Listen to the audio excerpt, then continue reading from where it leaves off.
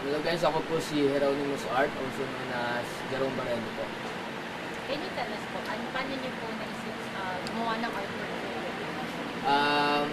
Normal fan lang po, naisipan ko po na gawan siya ng tribute art as para mabigay din po sa family niya kahit pa paano makapawi po ng sakit na nararamdaman. So, ito pong art na to, nire-represent ko po lahat ng artist na gumawa ng art para kay Divine para mas nabigay natin yung sympathy and deepest condolence pa sa buong pamilya.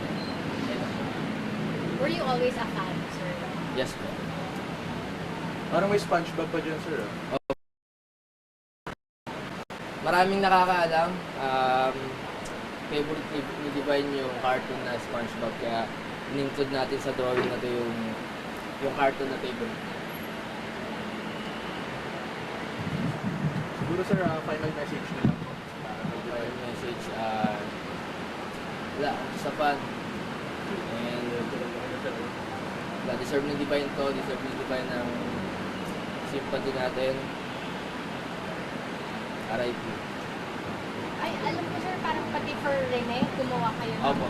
nag-drawing din. Bukas po, actually pupunta kami sa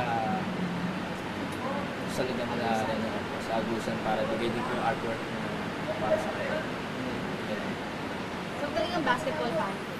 Opo, simula po nung dumaan po sila sa field, so na-adapt po natin yung mga nangyayari. So, ngayon lang, deserve ng mga itong artwork natin. Si Divine and Rene, deserve nila yung artwork nila. Thank you po. Thank you.